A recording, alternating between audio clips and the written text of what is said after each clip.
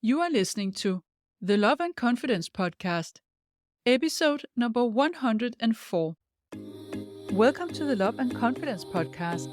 If you're a woman who wants to feel more irresistible, have more fun, and create deeper and more authentic connections, this podcast is for you. I am your host, Certified Life Coach Lærke Nielsen, and I help you become the best and most confident version of yourself so you can attract the love life you desire. Let's get started.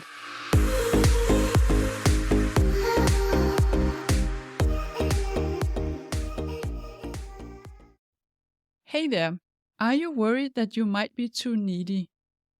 Do you feel certain that what you're asking for or expecting in a dating connection or a relationship is okay? Or are you unsure of this and do you look for others' opinion and check in with friends to ask what they think is okay to want from a partner? If so, you are not alone. This week I'm going to continue the talk about permission seeking. Last week I talked about permission seeking when it comes to boundaries and why we tell ourselves that we sometimes need others' permission to have a boundary. So if you haven't listened yet, then go back and listen to that one first. And then this week it will be about permission seeking in asking for what you want and need. When we are afraid of being needy and therefore want to get approval of our needs from other people. But before we get started, just a reminder for you to take the Love Confidence quiz if you haven't done that yet. Check where you are on the scale from 1 to 10 so you can know if you will benefit from confidence coaching for your love life. There's a link in the show notes. So, asking for what you want. I'm going to first share with you what is a need and a want and the difference between those two, and also in what ways we are responsible for taking care of this ourselves. And then I will share with you why it's so difficult to do this and why we think we need permission, and give you some tips on how to stop feeling bad about it and start communicating more. And also I will share with you what I think it really means to be needy. A need is something that is required for you to have emotional well-being or physical survival. So that could be water, food, sleep, etc. But also emotional safety, accept, belonging, autonomy. We are as adults responsible for taking care of our own needs. We cannot outsource that to a partner. We can't, even if we are married, expect our partner to meet all our needs, but we can ask them, we can request something, we can communicate about it, and we can be clear on what we need and how we express that. And sometimes we have to take care of our needs by setting a boundary, for instance. An example could be, I need some time alone to recharge my batteries, and I take care of that by staying at my place or going somewhere where I can be alone. Maybe I have to express a boundary to be able to be alone in that time, but it is my responsibility. As children, on the other hand, we have needs and we depend on others to meet those needs. We depend on our caretakers. But as adults, we have to know our own needs and find ways to meet them.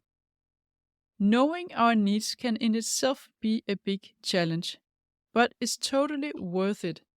And once you know your needs, you also want to find ways to meet it, and that can consist of meeting the need yourself, or involving your partner, or even someone else.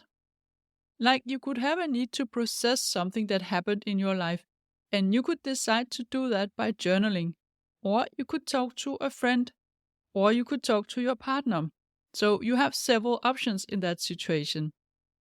And we can always ask our partner, but of course we can't force them. We can't control them into doing what we want, even if it's a need, and even if we are married or in a long-term committed relationship. We can only request that from them, and with an acceptance that they might not want to do that. And if they don't, then we have to find out, is there another way of meeting that need that would work for my partner? Or is there another way of meeting that need without my partner? That is also being responsible for your own needs. In some situations, we also have to find out what it means to us if a partner is not willing to meet that need. So, another example, I need to feel connected to my partner when we're not together. And one way to do that is to have consistent communication by text. I talk to him about that and what I mean by that, and I tell him I want to hear from him once a day. And he agrees to that. Or maybe he doesn't. Maybe he doesn't like texting. He doesn't understand why I want to text all the time. And then I have to ask myself, why do I actually need that text? What is it really I want? And then I realize, but that is because I want to feel connected. And so I ask myself, can I feel connected in any other way? And if I can, then what would it take? And then I can share with my partner that it's about connection. This is what I really want. And then maybe he suggests another way to stay connected, like doing a FaceTime call instead. So try to go behind the need and see what is it really about. It's not always about what is apparent on the surface. Often there is a core need behind that. And if you can see that, you can also see other ways of meeting that need.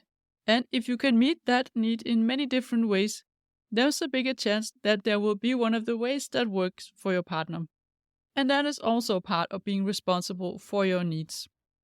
Sometimes we simply meet our own needs because the need was, for instance, quiet time or reflection. So that could mean saying no to something, setting a boundary, listening to our feelings, journaling, meditating, going for a long walk, and so on. And sometimes we get our needs met by asking other people than our partner. Maybe it's more useful to process an experience with a friend who went through a similar thing than to do it with your partner. And sometimes we get them met through our partner because it's so closely related to the relationship. But we are always the manager of our own needs. We have to know them, and we have to know what's behind, and then we have to communicate clearly about it. Then there are wants, and this is more the nice to have part, the things or the experiences that you would like to have, but that doesn't make you emotionally unsafe if you don't get it. You are still responsible for this. Now, an example could be, I want to go to the Bahamas for Christmas. It's not a need, it's a want. I can ask my partner if he wants the same, but it's not normally something that would make me unsafe or insecure if he doesn't. Another example, I want to go and see a funny movie. I can ask my partner, but I can also think of other ways to meet that for myself. And if I know that my partner doesn't like this kind of movies, then I could ask a friend instead. So it's important to always remember that you have a right to whatever need you have, but you can't always expect your partner to, first of all, know that you have that need. This is why communication is so important. And secondly, to meet that need in a specific way that you think of. I see sometimes messages out there on social media that could easily give the impression that we all are entitled to have all our needs met by a partner, like if it was in their job description to meet our needs. And I will emphasize here that you do never have the control over another human being, and you can never demand anything from them, except if they are an employee, for instance. You can only ask them. And you definitely should ask when it feels right, when it feels like something you want your partner to do. Communication is key here. So why is it difficult to ask for what we want or need? Again, we are haunted by socialization. Of course, in some cultures more than others, but as women, we are brought up with the idea that we should focus more on what other people need and want than what we need and want. So we think it's being demanding or maybe even being difficult when we ask for something. And I know that many women also have a fear of being needy, being high maintenance, so to speak. And it almost sounds like a car, right? A high maintenance car. But you are not a car, and even if you were, I want to just remind you that some men actually enjoy spending hours maintaining a car. So don't worry about that. We can also think that it feels selfish to ask for something. It feels selfish, needy, and demanding to ask for something that we want. And the problem with that is that we avoid asking. And it's not that we just find other ways of meeting our needs than through our partner, it's that we completely ignore them instead. We don't take care of our own needs. We don't take responsibility for our own needs. And we don't take them seriously. And that can lead to, for instance, staying for too long with someone who only offers you crumbs because you are not taking your needs seriously. Or staying uncomfortable with someone who's unclear in their intentions because you don't want to ask for the clarity that could give you more peace at mind. Accepting feeling insecure because you don't know when you're going to see someone again and you don't want to ask him. Feeling disconnected because you really need an evening alone with your partner, but you don't like to ask if this is an option because you know he wants to go out. Also feeling disconnected to both him and yourself because you don't want to share with your partner that you had a really bad day and thereby ask for his attention and affection. And you think it's better to just pull yourself together and pretend everything is fine. I know that one for sure for myself. The fear of being needy leads us to completely ignore our needs and not take responsibility for them. And that actually makes us needy. Because the way I see needy is that you are needy when you walk around with a lot of unmet needs because you choose to ignore them. Someone who communicates their needs and finds different ways to meet them, they are not needy. Someone who either ignores their needs or outsources all their needs to a partner but then doesn't communicate, they are needy. And another thing that the fear of needy does is that it makes us want to seek permission for our needs or check in with others that what we want or need is normal, so to speak. But again, it's like with the boundaries. It's very individual what we want and need. Except, of course, when we look at the needs and we go one layer deeper, we find the common human needs such as safety and belonging and so on. So you could say that everyone has a need to feel safe with a partner, but for some this means that they want regular texting, and for others it means seeing each other a certain number of times every week, and then again for others it's not the time or frequency but the feeling they have together. So there isn't a number of texts or a number of days per week to see each other that is the norm. The trick is to find someone who's aligned with what you want, or who can through other means than, for instance, text, meet the need that is behind, and who just has in general the same wants. And this is what we see as compatibility. They have a similar idea of what a good life is and what a good relationship is and what should be part of that. So here at the end, I want to give you a few tips on how to think differently about your wants and needs and to not ignore them. First, you want to get really clear on what it is you want or need, and then ask yourself, is it a want or is it a need? And what is really behind it? Can I go one layer deeper? Is it something I want or need from a partner, or can I get this from someone else? And here you want to be honest with yourself because some needs you do want to have met from your partner. Maybe you need to feel safe, and you can to some extent journal your way out of that.